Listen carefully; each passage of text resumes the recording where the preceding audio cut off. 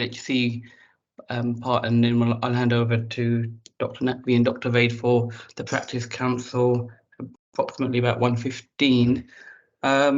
So just packed agenda as always. If we can kindly just mute if we're not speaking, just really for background noise. Questions in the chat bar, and we or raise your hands and we'll come around to you. And we tend to take questions after the presentations as well. So I'll hand over to Karen, just to talk about a couple of issues. Just a really quick notice from me, colleagues. We just move on.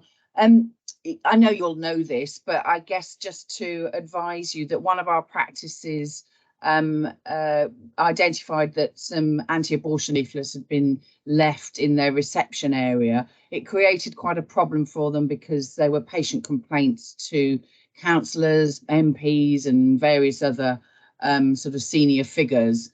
So I guess just an opportunity to remind colleagues that you might want to just check what's getting put out in your reception area. This was obviously not the practice putting it out. A patient had come in and placed them in public areas, but just to sort of give you the heads up in case other practices are seeing some targeted activity by anti-abortion groups, you might want to just be a bit more vigilant about what's happening, because one, some of your patients might find it distressing, but two, as I say, in this particular instance, it also created quite a chain of senior figures who started to ask all sorts of questions, and it got quite involved. So just to give you the heads up on that one. And then I'm just going to pass on to our partner, who's got a quick update with regard to Women's Leadership Group. Thanks, Karen. So just want to say a few things. So we're trying to establish a women's leadership group. So we have started it. We've had a couple of meetings, and it's held on the first Wednesday of every month at 1:30. So it's currently an online forum. Everybody's welcome. But it's almost sort of like an encouragement to ask, colleagues to join us. Now, if you look at, there's some data there that looks at our growing workforce. So what's quite evident here is that the female to male ratio is increasing. So our workforce is growing, and it's growing where the females are in more roles. And I'm sure colleagues will agree that if we look back to what things were like 5 years ago, 10 years ago, everything's changing. So I would encourage colleagues to attend. It's for anybody that's a GP or any other clinical or non-clinical lead role. And it's a great opportunity to share experiences, to encourage one another, to be supportive of one another. And at this time, we are looking for primarily women, but it may be at a later date. We actually have discussed this in one of the meetings, that it might be that we want our male colleagues to be joining us to be supportive in our working environments. If anybody's got any questions, please do contact Fazana or myself, and Sanara in the office as well has been joining us with our meeting. So it's a really good opportunity, I think, for colleagues to get involved and push yourself forward. One last thing I will mention, I think when I first became a GP, when I thought of a leader, I would think of a leader as being somebody that was sort of outspoken, very confident, good at delegating and instructing people to do things. But that's not a leader. A leader can be of different shapes and sizes, have different qualities. So I think that for those individuals that perhaps thinking that, oh no, I'm not very confident to do that, please do join us. See what opportunities are available, because we are here to support one another. And I think this is a great opportunity for those females that are interested in something but not quite sure. You would get some guidance from the colleagues that are in this group. Thanks, Arpana. Does anybody have any quick questions? Yeah, and it's also not just GPs, it's all of our clinical staff, so all the R staff and also the non-clinical staff as well, more than welcome. Okay, great. So our the next meeting is on the first Wednesday of next month. So if you do want to join us, do let us know so we can send you the link. Okay, thank you. Thanks, Alpana. Can't see any questions, so we'll move on to Will Newham. Hi, Eddie. Hi Nadeem, how's everyone today? For those who don't know, Dr. Adi is one of our public health colleagues. Just going to give us an outline of a few local events that are coming up. I'll hand over. Thanks, Nadeem, and thanks, Steph, for squeezing me in. This is just a quick heads up. So many of you may have attended yesterday's Newham Health Fair, which was a kind of a launch of the Directory of Service and the website. It was great. Lots happened, lots of lovely buy-in from stakeholders and members of the public. The roving team had a really good session with long, goodly length queues right next to the catering, so that was good. So people could queue with water and something to eat. And there are about 30 different stalls offering a whole range of health and well-being and social determinants related inputs. So that was absolutely fab. To keep the Newham momentum going, we're partnering with Tammy and again the roving team and ELFT and the diabetic specialist nurses for Monday to launch International or National Diabetes Week, to start to share about the upcoming free NHS type 2 diabetes remission program and pathway, and to share some of the work that we've been doing and thinking about with secondary care pathway review, and to support the public to have a better understanding of the type of checks and services that they should be asking for around type 2 diabetes, whether it's prevention or whether it's secondary prevention or whether it's ongoing management. So we'll be at St Bartholomew's Church in East Ham, 296 Barking Road, from 10:30 in the morning till 4 on Monday. And if people come in the morning, they'll have an opportunity to hear a couple of presentations, including a couple of people who've done the programme and from the new remission pathway provider. There'll be stalls, there'll be free health checks, and there'll be also opportunities to sit down with our peer researchers and explore what kind of services people want. And the bulk of that activity happens before 1 o'clock. So please we've cascaded through some flyers. Steph has got a couple more. Please let your relevant patients and lists and patient participation groups know, and please do send them along. Please let your social prescribers know that we've already had Cliff and some others come along. And just if you know that people are planning to attend, the forecast is for it to be about 25 degrees, so ask them to kind of dress cool and bring water. We will have refreshments there and some healthy food, delicious healthy food on offer too. Thank you very much. Thanks, Adi. Yeah, so just really for everyone to just be aware of the events going on, and if possible promote it. Wax? Adi, I was just going to say well done to you and the team for yesterday. More and more PCNs and practices are running kind of events, MEC events, for example.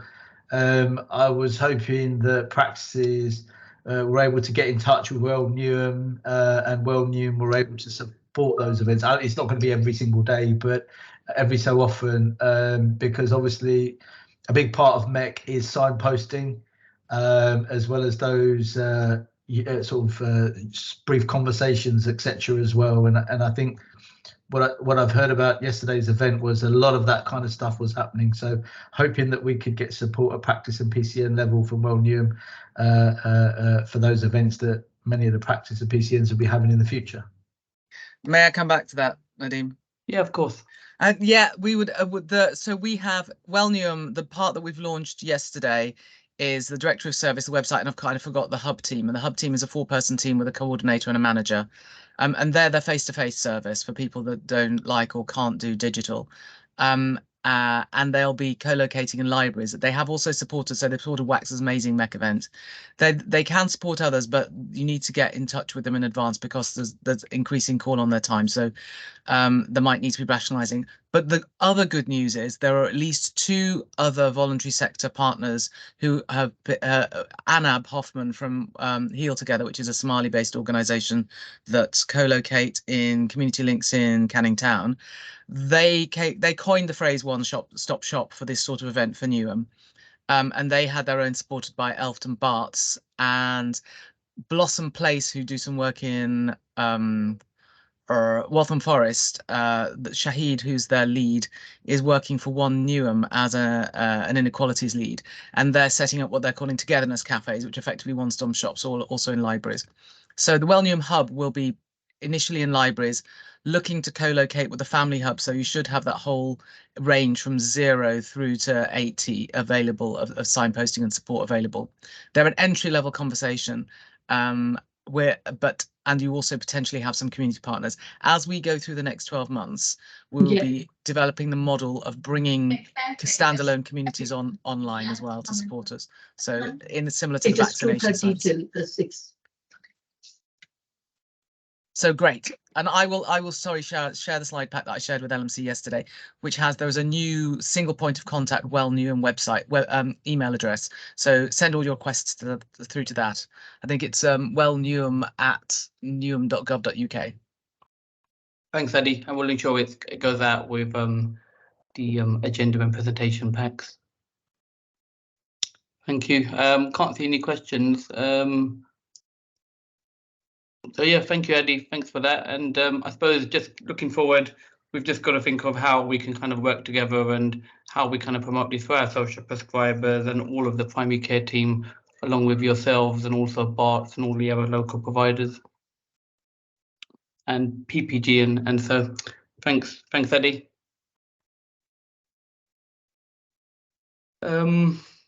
Next item is community pharmacy service. Hi, Jignesh. Hi, how are you guys? Long time. Not been to the forum for a while. Okay, so today my two things I'm going to be talking about is one is actually the hypertension service, and the other one is actually we wanted to highlight on the stop smoking service.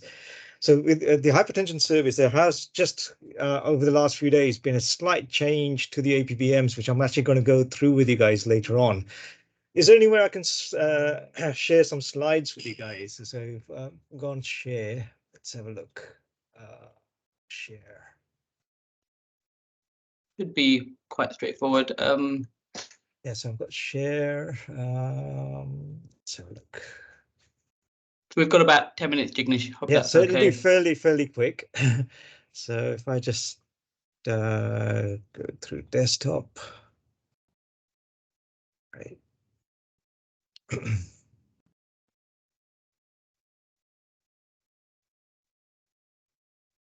Right, so the hypertensive service has two parts to it. So the first one is where you've got patients who are over the age of 40, who are not on blood pressure medication. They can walk into any pharmacy, have a blood pressure done. So if their blood pressure is raised,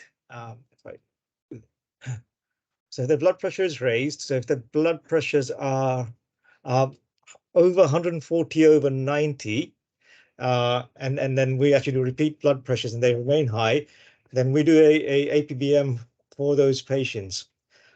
If it's actually over 180 over, I'd say 180 over 110, then that's an immediate referral. So we'll only actually do APBMs on the people between 140 over 90 to 180 over 110. Once we got those results, then we share those results with the GP practice. And then what action needs to be taken, we'll actually recommend some action according to that. The second arm to this service is where GPs can actually refer patients to us.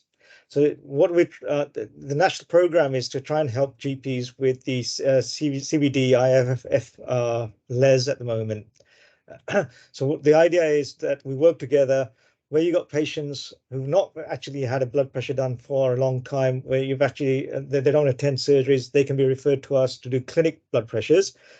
Patients who have got high blood pressures and you actually want to do an APBM, they can be referred to community pharmacies and we can do the actual APBMs for them as well. Just going to quickly go through the APBM chart. So with the APBMs, okay, so when we get blood pressures which are over 135 or 85, if they're less than 150 over 95, then it's a 3-week referral. So all of this is actually done through Pharm Outcomes. So if everyone is used to using NHS CPCS, within the same module, you've now got 2 more icons, one for acute blood pressures. The other one is for APBMs. So the referral can occur through our farm outcomes. The results will go on to our farm outcomes, and that in the same way you actually pick up all the information for CPPS, you'll actually pick up the information for the APBMs and acute blood pressures itself. So the pathways are based on the NICE guidelines. So, all of us will be following the same as all the other service providers, which provide blood pressures and APBMs. Okay, so that's the blood pressure service.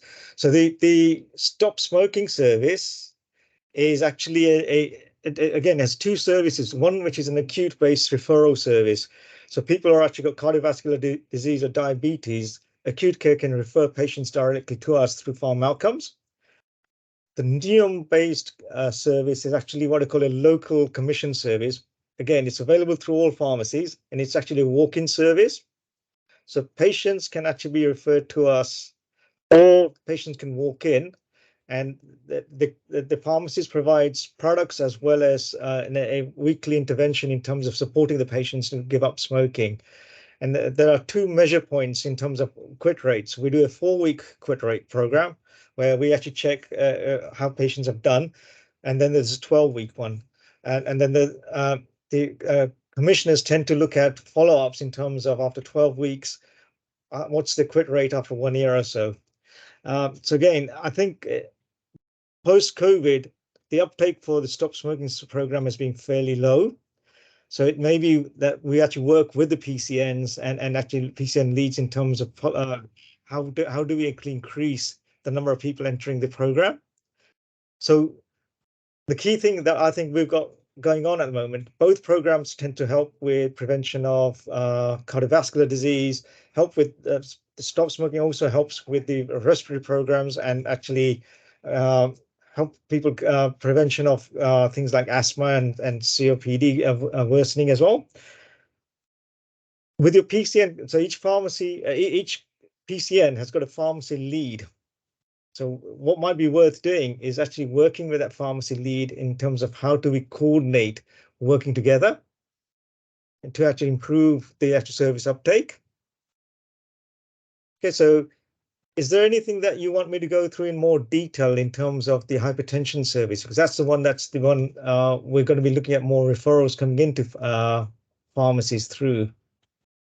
No, thanks for that, Jignesh. So that pathway looks quite straightforward and correct. I suppose that pathway for smoking cessation and how we feed into it might be worth looking at with the PCNs. I mean, do you attend the Clinical Pharmacist Forum? I think I don't, but we can do. So one thing that I wanted to reignite is actually the GP Community Pharmacy Forum again. So we might look at starting that up again in September again. And this is where we can actually again start engaging with the clinical pharmacists in PCNs, the community pharmacists, as well as the GP leads, so that we can see what we can do to actually work more integrated and more collaboratively to actually improve outcomes. Okay, thanks. Yeah. If you can maybe just also stop sharing your screen, because I think you're kind of sharing the team screen. Okay, so Bobby? Yeah. Hi, thanks. Jignesh, I just wanted to ask, do you have any limitations with the ABPM capacity, and would you also be able to tell us what the turnaround time is for ABPM machines? Okay, so at the moment there is limitations because most pharmacies will only have one machine. So until this service starts really kicking off, and then more investment occurs into those ABPM machines. So we would say on an average pharmacy that there'll be about 4 appointments per week is what you'd be actually looking at. Some pharmacies like myself, we're doing about 3 a day. So that as capacity increases, we can actually then invest in more machines. The turnaround period, so as soon as it's very similar to NHS CPCS. So as soon as we get an alert to say that there is actually a APBM or acute blood pressure that needs to be done, within the same day we contact the patient. The issues I've actually had is the patients coming back to us and actually having the APBM done in time. So on average, that's been around 3 working days that I've actually had most patients come in and actually have that APBM done. And the results, soon as the change that's occurred with the APBMs now is it used to be a 24-hour one. So the new guideline says that we only need 14 readings throughout the day to actually share with the clinicians to make a decision on treatment. So now it can be done within a 10 to 12-hour slot. So with this, you can actually probably get turnaround much quicker. That you probably get results the next day, depending on how much capacity a pharmacist got. So what we're trying to build on is to look at how do we see how the referrals are actually building up, then working with the LPC and the ICBs to actually how do we build that capacity up with either investment in more machines through the ICB, or if there's any sort of funding that we can get to actually help buy these machines, because these machines cost about £1,000 a machine. Okay, all right. Thanks for that. Great. And Wax, Thank you. quick question. Yeah, thanks, Nadeem. Thanks, Jignesh. So there was 2 things. Bobby, Jignesh, I just wanted to understand very briefly, if you drop it in the chat, what other kind of interventions, like what you've articulated, are planned going forward. The reasons why I say that is twofold. 1, because it's great to know. And 2, I think there were practices and PCNs who felt they weren't fantastically well informed about the ABPM program when it was introduced. That meant that they probably couldn't promote, ready, etc. In good time, their workflows, etc. as well. So it's really, really important that we make sure that, really good interventions like this, we're all well informed about it. Pharmacy now is primary care, like dentistry, like optometry, as you know. So we need to start moving to saying pharmacy is primary care, everybody. Okay, because that's really, really important, because we're working very, very closely together at that primary care collaborative level. Thank you, Jim. Okay. Yeah, no problems. I have shared the actual documentations and those brief slides with Stephanie, so she can share it with the whole group. So that at least, you've got those things for you to actually look at in terms of how this process works. That's fine.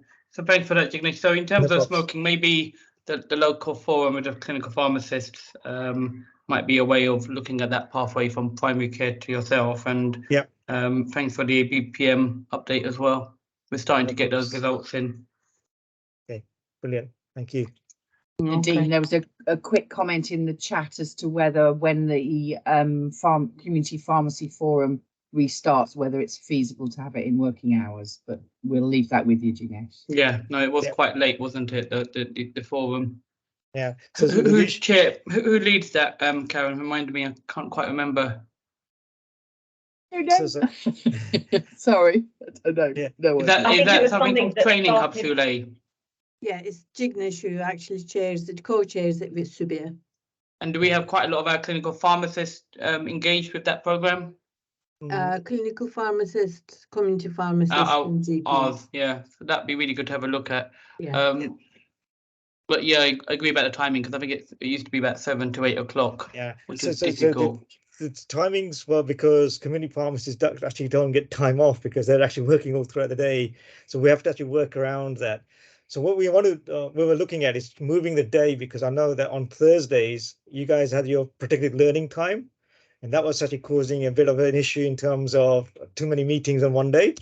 So what I'm going to try and get is a feedback from you guys is what will be the best day for us to actually set this up. So if I can get that feedback, then I can actually arrange the first meeting in September. Something you can do with Sule, but thank you. And I suppose it's all kind of the trend towards more services, minor ailments and case finding, such as high blood pressure, moving towards pharmacies.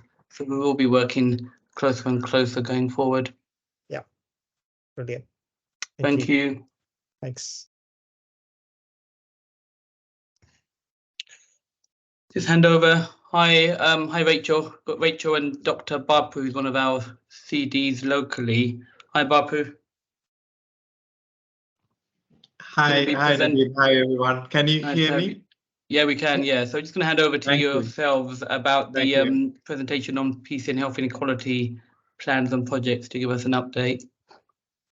Thank you, Nadeem, and thank you, everyone. I think Rachel will start. This is about inequalities, health inequalities projects across Newham, and what we've been doing in different PCNs. I will take off after Rachel to update on what we've been doing in Northeast too. And yeah, please, Rachel. Will do. Okay, thank you, Babu, and thank you for inviting me. And for those of you that I haven't met before, I work in Paul Brown's team in NHC. I'm the head of health equity and PCN transformation. So yeah, what we're looking at here is an update, with really brief update on the work that's been happening on health inequalities across Newham. So earlier this month, North East London ICB asked us to give an update on all of the work we've been doing. So we thought we'd bring some of the sort of good news stories to you. And in particular today, we're going to hear from Babu, who's going to talk about his project that was delivered on dental health information services. So there was one borough-wide health inequality plan. So all of the CDs agreed quite early on that we wanted to focus on two areas, and that was cancer screening and all-age immunisation. So all of the PCNs across the whole of Newham signed up to that, which is fantastic. You see that real collaborative working. But in addition to that, there was also 5 PCNs that decided they wanted to deliver some individual plans for their PCN. So Docklands delivered the migrant communities, those that live in temporary accommodation or bridging hotels, and one on SMI patients, improving care for diabetic patients on clozapam, I can't say that.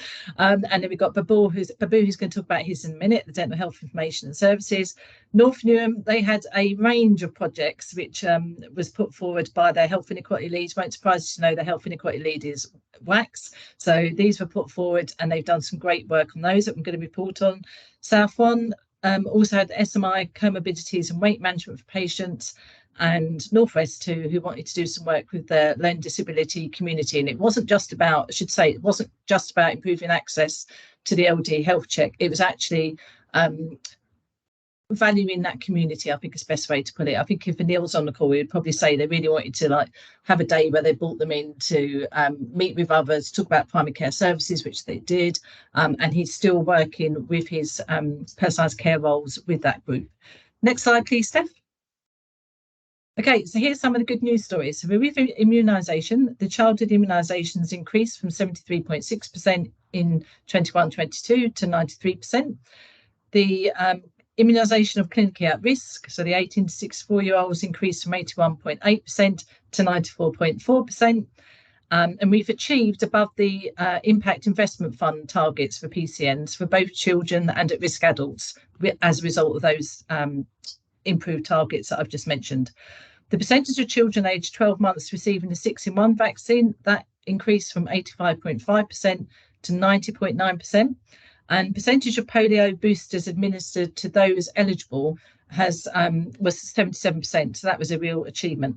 So cancer screening, we've already observed a marked increase in cervical screening coverage compared to last year, and the percentage of eligible patients aged 25 to 49 has rose from 60.3% to 77.1%, and percentage of eligible patients in the older age group 50 to 64 has also increased from 73.5% to 81.5%, again reaching the national targets. And overall, we've improved Newham coverage of cervical cancer screening for all ages. Just on that point, the roving team at the moment are also doing some additional targeted work for those patients that haven't come forward for the cervical smears, from the learning disability community and from serious mental illness. So that's all beginning to happen. Next slide, please, Steph. I'm loving all the claps. It's really nice. Next up. Okay, so 5 PCNs that delivered additional 8 projects. This is some of their information. It's not all of the information. It's just some snippets.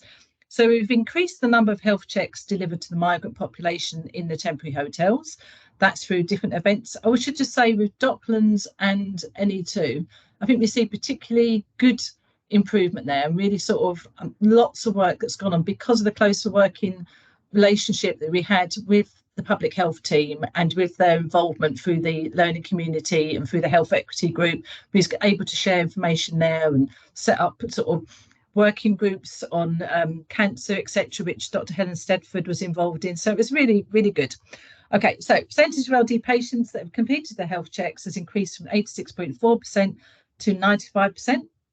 And patients who were referred to the weight management program at Xyla experienced an average weight loss of 3.26% to a reduction of 3.77% in that range. And the next one, improved achievement for IF targets relating to long-term condition patients. This is particularly in North Newham and reaching the upper threshold of all 3 vaccination indicators. Seasonal flu increase 93% at 98%. Again, at risk 64% to 98%. And 2 to 3 year olds given the seasonal flu vaccine increased from 61% to 97%. And North Newham is their bullet point here. Early indications of reduction in need for ad hoc appointments with the practices in North Newham and for LDC patients. And also they also believe that there's been a reduction in their patients presenting at A&E for emergency treatment. So that's brilliant. Next slide, please. Okay. So this is some of the activity that took place. We probably all know this, that all of our PCNs are, sorry, all of our practices are signed up to Safer Surgeries. Docklands also applied to become a Safer Surgery as a PCN. The PCNs influenced development of 6 new pathways for the migrant population and had some input into the health directory for frontline staff. Dental health resources have been developed with the fellow, I've forgotten the woman's name now, the fellowship GP who was doing a fellowship on dental health with NASMOR, and they're available for general practices on the Newham Training Hub site. We've promoted the dental health pathways on how to refer patients to, including those in urgent need. So some of that work was actually just looking at the pathways that already existed and making sure that we communicated that to other practices. Dental health awareness training, we've got some data set as part of the protected learning time for clinicians, for patients with diabetes, their oral health, and for nurses to be trained with how to, I forgot what it is now, but it's training for nurses. I'm not clinical, you can tell. And then as part of the activity that took place, we've had 3 health events, probably more now, were held with the migrant population in the temporary accommodation hotels. We've created some basic health check questionnaires for refugees and asylum seekers. We've had 52 patients attended the event for learning disabilities, making learning disabilities matter. And 36 SMI patients referred to sleep stations, 65 SMI patients referred to 18 different services via the Joy app, and 124 patients attended the event that Wax just referred to, making every contact count. And now I'm going to hand over to Bapu, who's going to tell you a little bit more about the dental health project. Thank you. Thank you, Rachel. That was a very insightful, sort of process that we've done all through Newham as well. So in Northeast too, I mean, I must say that we're particularly grateful to Rachel and all the team at NHC to liaise with the borough partnership and the dental health team to get this project. It's an ongoing project as well. So the main aim for us was to have patients and the children to have access to dental health information and the services. Anyone who's tried to get a dental appointment in the last year or so would know how difficult it is even for a professional to contact dental service. So at least to our population who is deprived and a lot of inequalities in the borough, we try to formulate sort of objectives for our patients. The main thing was to improve education for the patients and to identify promotion materials that we can provide them as tools to improve their own dental health. To identify the current barriers and how to promote registration of local dental services also. All of us have been at the wrong end of the stick when people have come to us for dental caries, dental abscesses, and all that. So that having access to dental services is quite vital for ours in primary care as well. And also to partner with with the system partners to improve and develop new pathways for our patients, what is possible in Newham as well, and explore the challenges for these services and what we can do as a system to support each other to improve access. Next, please, Steph. Thank you. So the intended outcomes, what we thought is mainly to provide information on pathway options, routine emergency care, dental services, improve awareness and importance of healthy teeth and accessibility as well. To provide information resource to our staff, mainly clinical and non-clinical, and those at the front line as well. To reduce the extra burden on GPs that's coming as pushback, not being able to access dental services as well.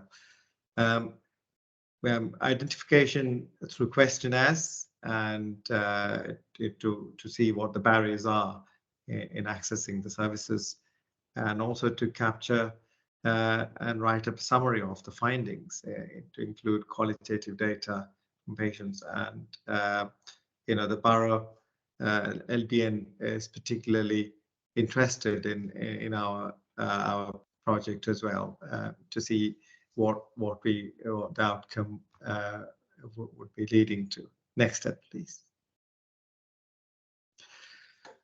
So we've been working along with Newham Oral Health Partnership Group and along with in partnership with NHC.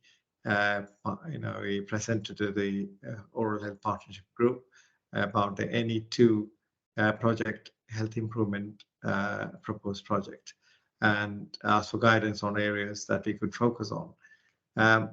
So dental services and contract summary changes impact on general practice, asked for feedback and shared with the PCN member practices.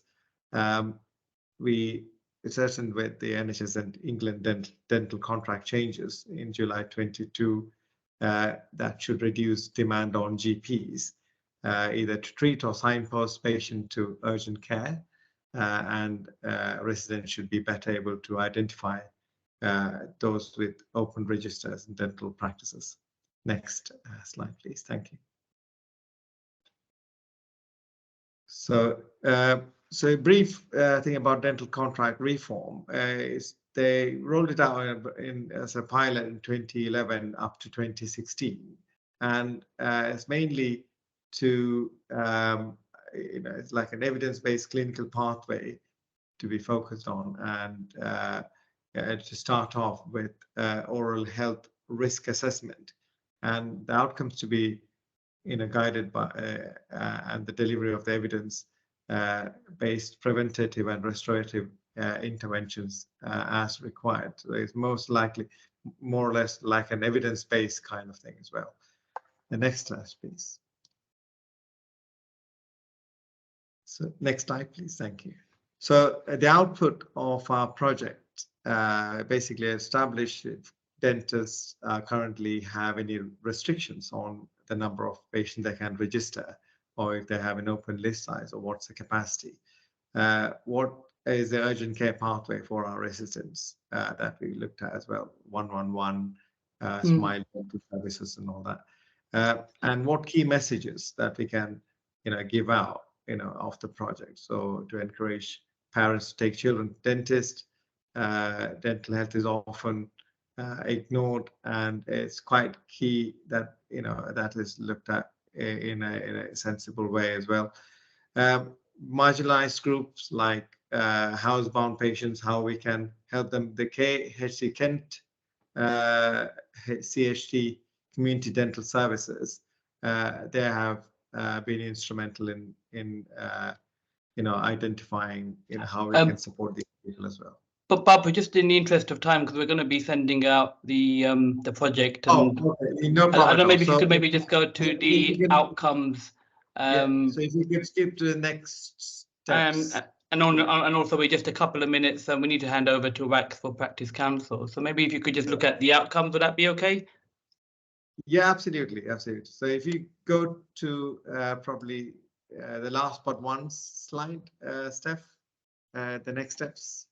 So basically, it's, it's an ongoing project, like I said before, to continue to work with the Newham Oral Health Partnership Group and to update our PLT, in a PLT, in a session as well about the learning that we've got from the project and what tools we can give out to colleagues as well, and to develop a Dwara-wide patient survey to be provided by patients with young children, and also with dental health kits to be rolled out as well.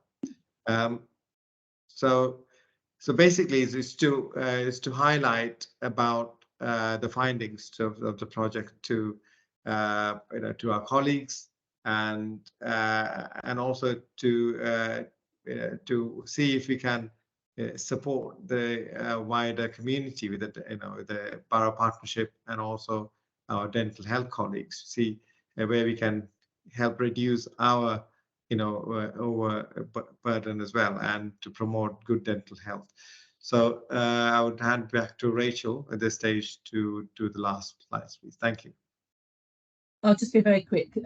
I would just say the main thing, you can see that, I would just say the main thing that I think has come out of it is the massive engagement we've had from everybody in supporting these projects. And what's really promising is that there's at least 2, possibly 3 PCNs that are looking for the next health inequality area and plan to deliver, because they've got so into this is really important, this is what we need to do, and they can see the benefit of how that, looking at the data that public health has provided to us on their PCN profiles, linking it up with that. There's some really good thinking about this work. So I'll stop there. Thanks very much.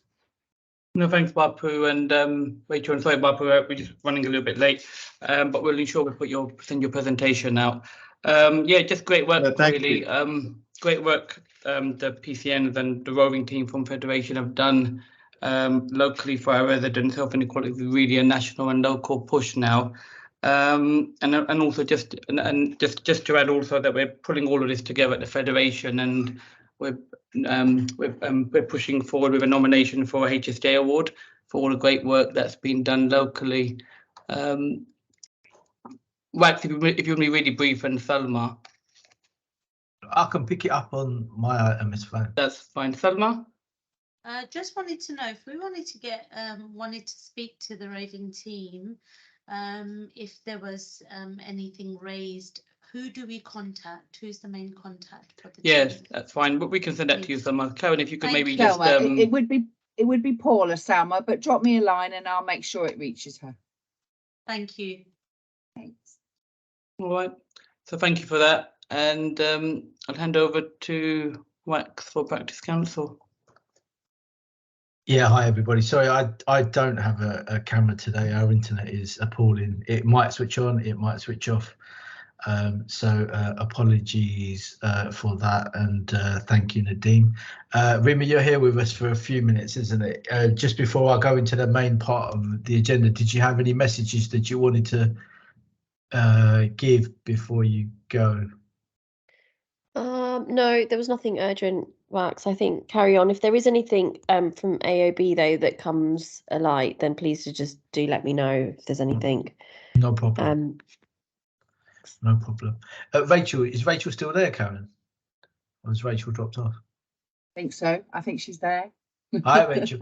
Rachel, I was just wondering, so I know all the PCNs and yourself have done a lot of work on the inequality stuff. In terms of presentation towards the end of the year for the various kind of sign-off targets and whatnot, I mean, what is the emphasis going to be like on hard outcomes and stuff like that? I mean, you know, Project X, will it reduce this or increase this? What are ICB looking for? Just so we have, because all of these are evidence-based interventions, and, you know, there's lots of stuff out there that says, yeah, we'll all go to address inequalities and stuff like that. But sometimes it can be actually very, very difficult to evidence that, or actually find the right thing to do to make a difference as well, and then present that. So I was just wondering how we kind of you know, what level do we need to get to for the presentations that we will have to give to the ICB, I guess, who are custodians of this at the moment? I think the good news is that when we submitted these update reports to Nell and to Ruth Frost, the feedback was that they were really pleased with the amount of information that we've already provided, that they can already see some of the outcomes and the outputs that we've achieved. I think we probably over-reported back. So I'm seeing that in September, when it's sort of natural year end for these projects, that we'll be submitting pretty much what we've already submitted with a bit of an update. I don't think there's going to, nobody ever said at the start, we are going to be measuring you on all of these various targets. So for example, it's not a QOF target, it's not an IAF target, but what we did, which you'd expect, is we made sure that we geared our projects towards also making those improvements. So I guess what we're claiming is that through the work that we've done, we've helped to improve and meet the targets that were in the DES contract. So I think that's quite evident that we've done that. We have also got public health data that we just recently circulated, which we'd like to drill down to a bit more in each PCN and look at, you know, was some of this because of the work that you've done on your health inequality plans? But more importantly, now I think it's more about if we can encourage PCNs and practices to do more health inequality work and to be involved in things like the pocket QI training for primary care to deliver those projects, that would be fantastic. So I don't think it's really about counting numbers. It's more seeing the activity. I think the, if you like, I was going to say the context, can't remember the narrative of what we've been doing is there. And I'm open for any questions, anything that people want to raise from the ICB or anywhere else to kind of take things forward and explore further. That'd be fantastic.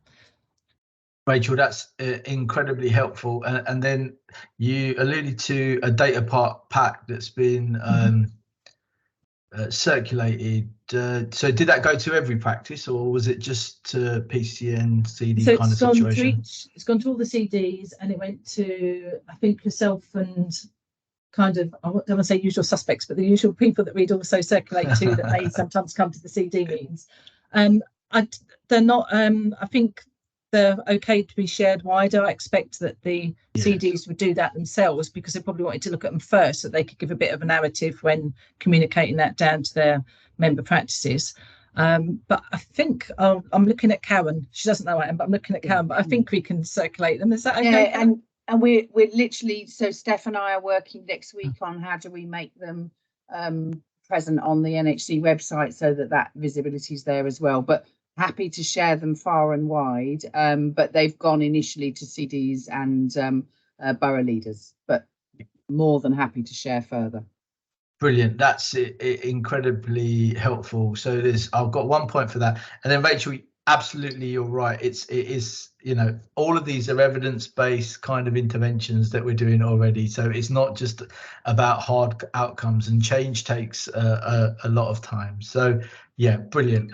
That's quite reassuring, Rachel, in that, you know, it's, if we don't hit the mark, then, you know, we're not going to be penalized. It's absolutely, we're trying our best to identify what really makes a difference. So that's brilliant. I would just say, Max, the feedback that we've had from the ICB, both locally and the sort of the NEL level, has been really, really positive. It's been really fantastic, and it feels like a really supportive environment. It doesn't feel like it's a kind of, here's the evidence, please let me know what you think. It's more like, wow, this looks good, let's work together, what can we do next? We can see what's happening. And I think they're actually acting as our ambassadors as well, really, around the work that we're doing in Newham. I think it's a very joint voice in Newham, particularly around health inequalities. And I think it's probably because of the work that, you know, public health and local authority have been doing around this borough of excellence that we're all aiming for on health equity. So it's good. Well it's all done, good. everyone. Brilliant, excellent. And, you know, just because I like to stir the pot, as you know, that data pack has created lots of discussion. So I just happened to ping on the pounds per patient slide, and it kind of, as your practice and your PCN, it kind of lets you know how many pounds you're getting in per patient in terms of funding, and then that, and how that compares to the rest of England. I won't say any more. I would just say, as a practice and a PCN, do click on that, because I found that to be very, very interesting. and actually, as a result of that, we're creating up a body of storm to go directly to Henry Black to address something that we've picked up in that data pack that, you know, that is extremely concerning around the funding for the core funding for Newham. So we'll feed back around that, Karen, I'm sure, in the coming weeks and months, as find out what's happening. I've got a few updates. I don't know whether anybody was listening to the LBC this morning. Mayor Fires was on the LBC with Nick Ferrari, talking about the asylum situation and the barge. The plan for the barge in the docks has been rejected by the port. So port versus the politicians, well, Rishi Sunak and Suella Braverman. So that plan's been rejected, and I understand now there's a legal process, and we'll wait to hear updates with regards that. This is important because obviously we've got PCNs that neighbour the docks and are right on the docks, and you know, a sizable cohort of residents, patients, asylum seekers requiring support and care is really quite impactful. And so, yeah, we'll make sure that we'll keep everybody updated with regards to that situation. I hope you don't hear it in the media first. An update from Pat Ridley, who attended the LMC yesterday around the Liz for asylum seeker hotels. Sarah C, Director for Primary Care NHS now, is saying that's awaiting to be signed off. I know many practices and PCNs are involved in looking after those who are in these asylum kind of transitional hotels. So that will be important for you, and more information will flow to you as time goes by. If you're not looped in to the regular kind of fortnightly meeting that happens with Ellie Hobart's team around asylum hotels, there's 4 hotels in Newham. It'd be good for you all to loop into that. Please do let us know, and you can feedback your reflections, your understanding, and so we can develop that support further and really push the authorities to put the right kind of support in. Spring Booster Programme comes to the end on the 30th of June. Evergreen Programme comes to the end of 30th of June. Currently in Newham, as well as the outreach work, we have static sites, Essex Lodge, Wood Grange, and NHC Roving at SLG. So there's still clinics up there. Patients can still come. What we are noticing is that lots of patients are coming forward who are not eligible. So we know 75 plus are eligible, and those with a weakened immune system. That is quite specific. The guidance around weakened immune system is absolutely quite specific. It's things like blood cancers, leukemia, lymphoma, organ, bone marrow, stem cell transplant. And for those who've had stem cell transplant, they're having all of their jabs from day dot, from cradle to grave, done again. Okay, so they'll be coded as first doses. Those with HIV infection, genetic disorders affecting the immune system, those who are on steroid treatments, etc., not inhaled, oral prednisolone, etc., and stuff like that, azathioprine. If you need the full list, we can send that out to you, and if I've got a chance, I'll put it in the chat bar for everybody as well. So sometimes we do have to disappoint patients. Most commonly, the one we hear is diabetes, heart disease, and I'm a carer. We say to them that we're waiting to understand what will happen come September with phase 8, I believe, is what it's going to be in the autumn programme. And at the moment, the JCVI and the government are in discussions around that to present that. But we'll learn more about that going forward. So 30th of June, big day. Spring Booster Programme and Evergreen Programme comes to an end. Okay, please do let your patients know. We have texted every patient who's eligible in Newham. Right, okay, so as the spring booster ends, we've got a new program starting, and thanks Steph for putting the slide up. 6 months to 4 years. 6 months to 4 years is a bit weird, because I think NHS England now are trying to say anybody who turns 5, and if Nabila's on the call, she'll correct me, anybody who turns 5 by the 30th of June, actually. Anybody who turns 5, yeah, but so because they wouldn't have had their first doses, you see, under the 5 to 11 regime. So, and the children that are going to be included in that cohort, as per the Chapter 14 Green Book, those with endocrine disorders, those with cardiac disorders, those with respiratory disorders, and it's all very clear in the Green Book. And those who have a weakened immune system. There isn't anything for contacts or carers of those who are 6 months to 4 years. The vaccine was actually delivered to some sites today. It's called Comirnaty 3. So not a Pfizer booster, not a Pfizer bivalent, not a pediatric 5 to 11 Comirnaty. It's actually called Comirnaty 3. A much more of a reduced dose for those little ones. Now, in terms of clinics going forward and numbers, we're still waiting to hear from KEG what the numbers are like for Newham. We believe the numbers across NHS now are around 3,500 to 4,000, and that's always changing. And at this moment in time for Newham, there are 2 providers, one being NHC Roving and one being Woodgrange. Rima can correct me if I'm wrong. I don't believe Essex Lodge are providing those. I'm not sure though. Clinics, NBS is going to be stopped.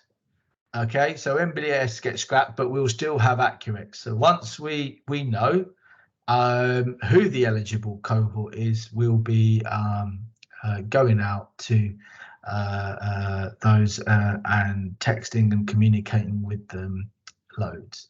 Now, there are some questions that need to be answered, and we've got some meeting with the commissioners in the next days, as it were, around how we break this down to PCN and practice level, and how we obtain the relevant lists to make sure that we capture everybody in that offer that we have. So yeah, so CDs, please do look out for information around that. Okay, so some updates there around the asylum kind of situation in Newham, and some updates there about the vaccine. Did anybody have any questions or any reflections that they wanted to pick up?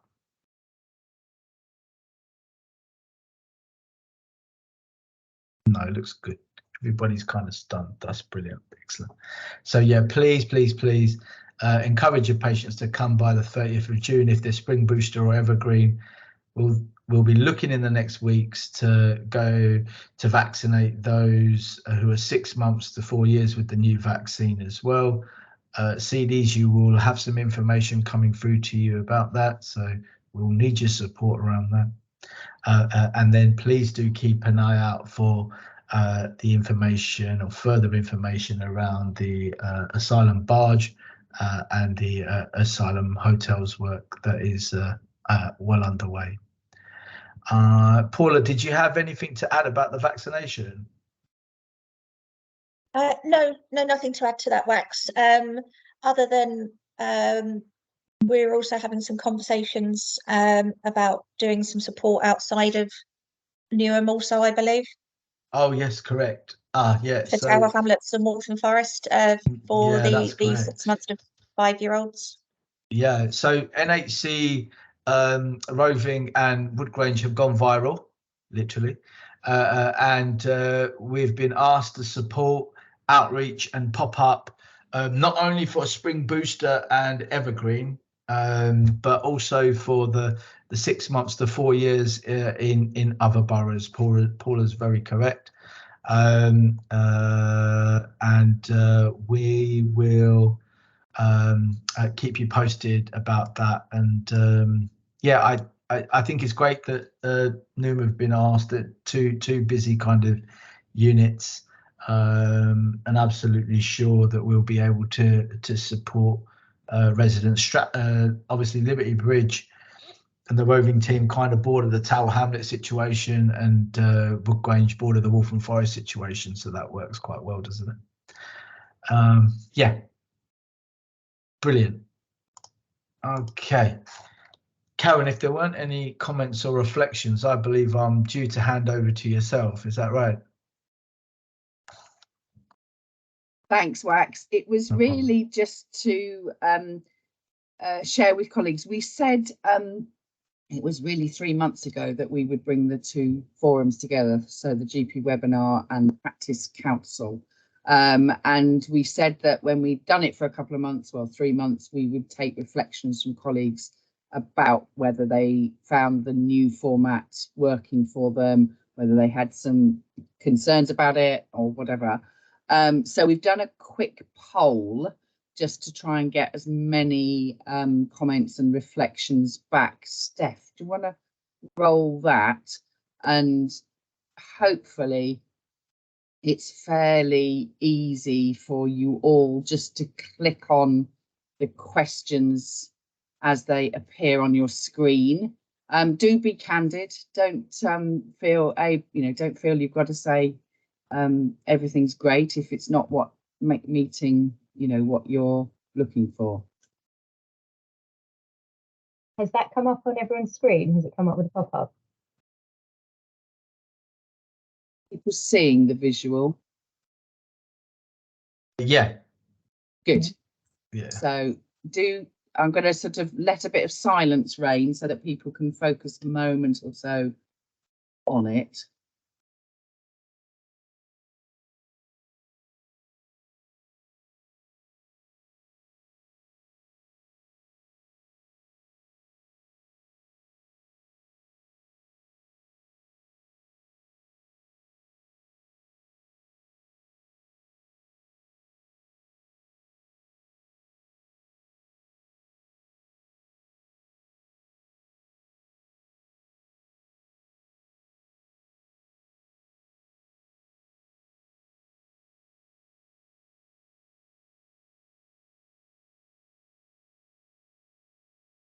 Is it letting you flip through the questions, or is it only showing one at a time? I'm not sure if I'm controlling the questions. It's working for me. Are other people able to move their way through? I'm seeing nods, Steph, so I'm assuming colleagues are working their way through the questions.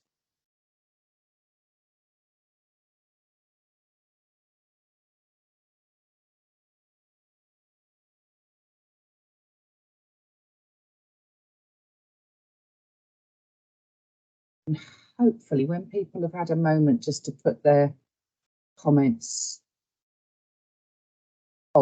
maybe we can just take any contributions from colleagues about their thoughts, whether the new kind of merged forum is working, and whether there's things in terms of content that you're not hearing and you want to hear, or people that you're not hearing from and you want to hear from.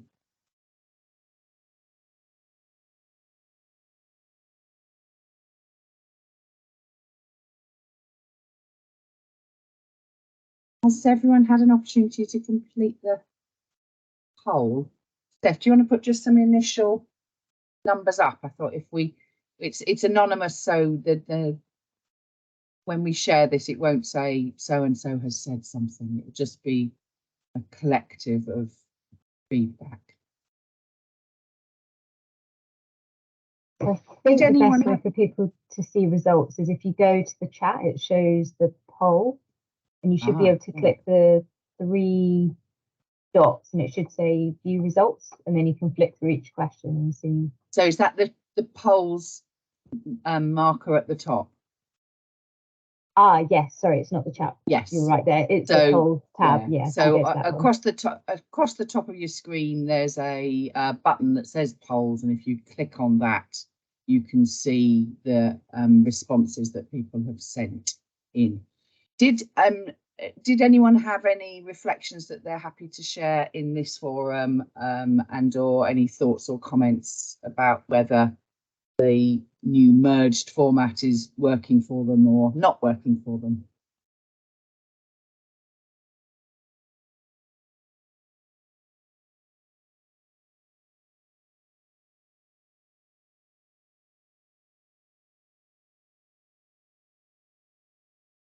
Silence. Are you all engrossed in filling out the poll still?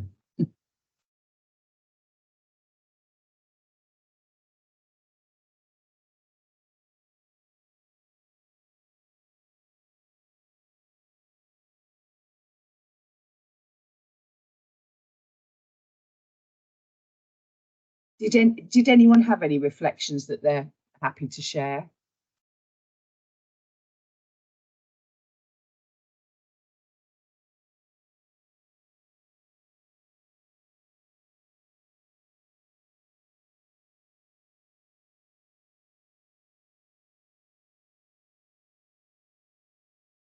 Okay, well, please do give us any thoughts in terms of content. We will look at obviously the poll results, and have a bit of a reflection in terms of Wax and Nadeem and Arpana and Rima around whether we need to slightly change course or whether we need to change the content on.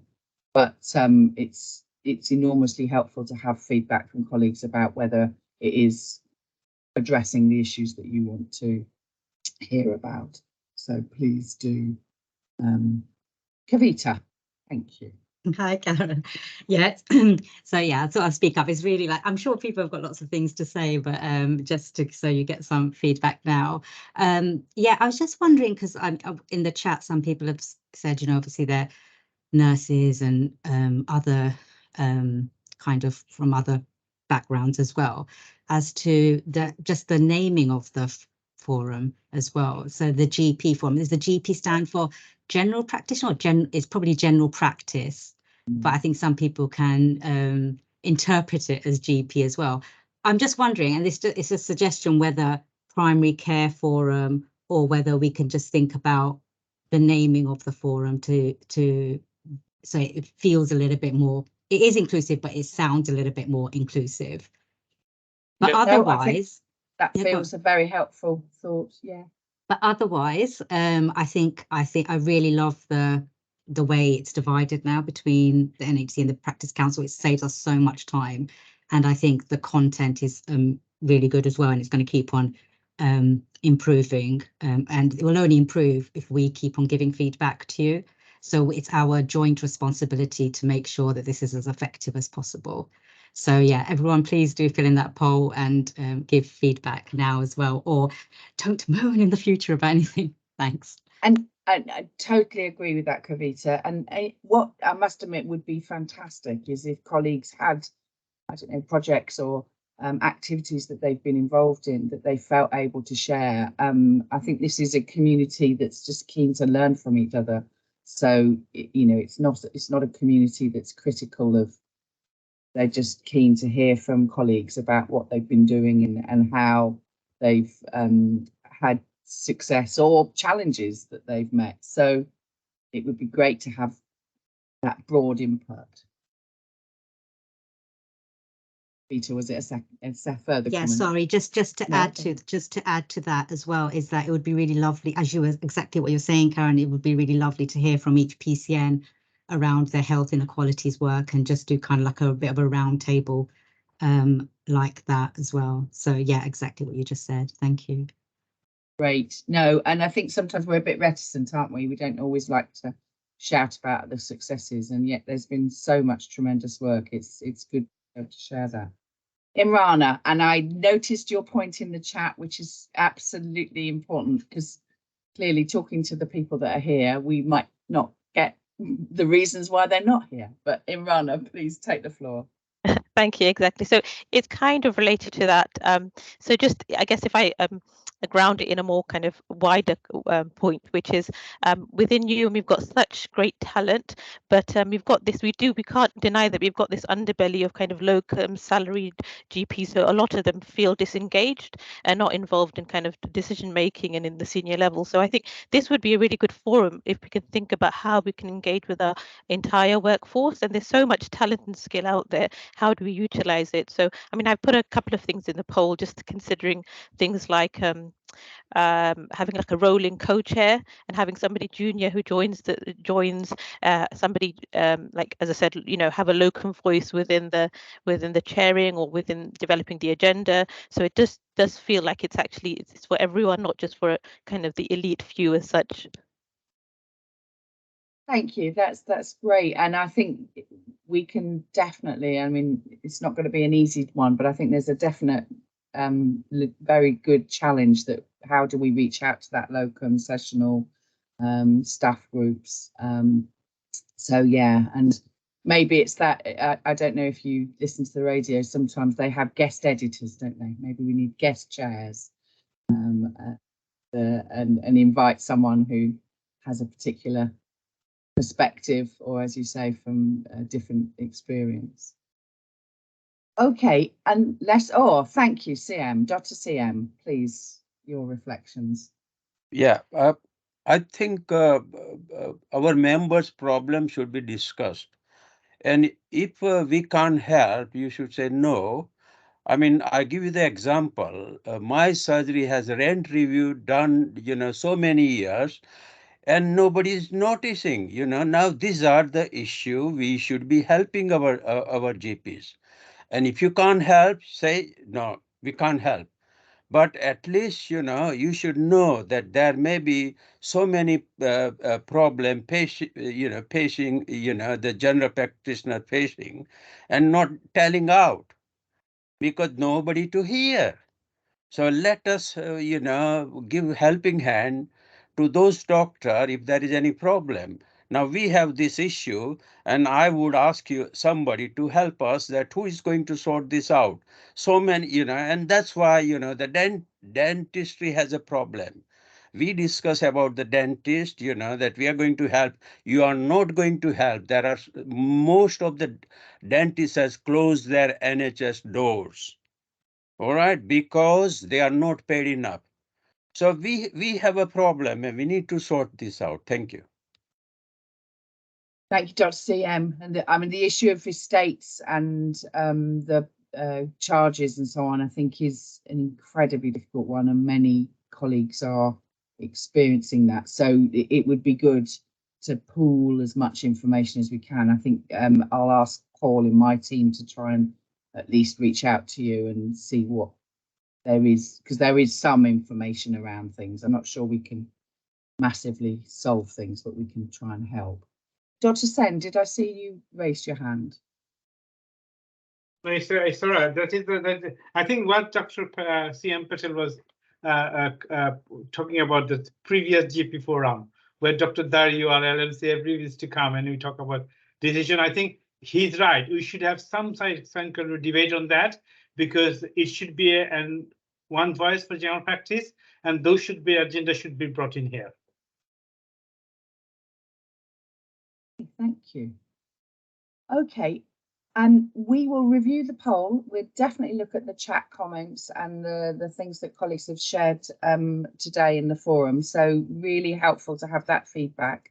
And we'll bring back some thoughts about going forward. And thank you very much indeed for your feedback. And Wax, I'm handing back to you for last item. Yeah, thanks, Karen, for supporting with that. It's really, really important to get members' views and how we shape that. Sometimes it feels like the whole kind of thing with the transition to the ICB has been sucked away from Newham. So we really need to reset our store, and that's what this is all about. So really, really important. Be as critical, be as challenging as you want. That's the whole point of these kind of polls. Sorry, my phone's going on. And CM, on your point, If there are matters relating to estate or any other primary care matters, that email should go directly to William Cunningham Davis. Now, you might say you've done that, you haven't done that, that's fine. If you are having issues, please do. I'm happy for myself to be CC'd in. It's not a problem. We've been through event review here. People have been through X process over there. We all need to work together and share the learning. But ultimately, William Cunningham Davis is the person that you must email. He will then put you in touch with the estates team. That's Caroline Botfield, that's Graham Jacket, and Dean Musk. And just as a side, on the estates, and as part of a primary care strategy that we'll look to develop with all of you. The last one that we have was from the 2014. When we started thinking about enhanced services, and then there was an L1 in 2019. We need to all sit down together and start to think about our primary care strategy going forward as well, and that needs to include two really important things: estates and workforce. Kavita, sorry, Wax, before you head off, could you just give your thoughts on this? Shall we leave it? Yeah, Kavita, I'm going to leave that entirely up to practice. I can guarantee you that we've texted everyone, and then I think if we text them a little bit more, they might get a little bit angry. So Newham's hitting around 40%. I'm happy to share the data with you. Where we could really do with practices support is not so much with the evergreen, but actually with the 75 and overs. If you have got some that need to be jabbed still, the searches are there on Report Publisher, etc. And those who are immunosuppressed, because really across SNEL, it's not fantastically brilliant. And you know, that trusted conversation, that trusted text from the practice directing to get a vaccination, or that ad hoc kind of intervention when you have a consultation is super important. You are the trusted GP, you are the trusted primary care team with your practice cohorts, and I think that makes all the difference. We can do so much, and we'll try. But you know, I don't think that kind of, you know, that 30 seconds or 10 seconds with your GP or primary care team member can ever be replaced. So yes, we've texted, and if you are going to text, I would focus in on the 75 plus and those with a weakened immune system. Let's make sure the most vulnerable are jabbed. I'd probably hold off on the first and second because we've texted them like crazy. Is that okay? Brilliant, thanks. That was all from me. I know Rima's head off to another meeting. I'm not sure whether I'm here for the next one and the next one, because I'm actually going to take some leave. But Imrana, it might be a good opportunity to test your hypotheses, and we'll get someone to rotate around as well. So brilliant. It's been good to see you all and listen to you all. If there are anything, the chat function is still there. If there are any questions you need to ask direct, please message, call, WhatsApp, whatever, and we shall see you soon. Okay, have a lovely weekend, everyone.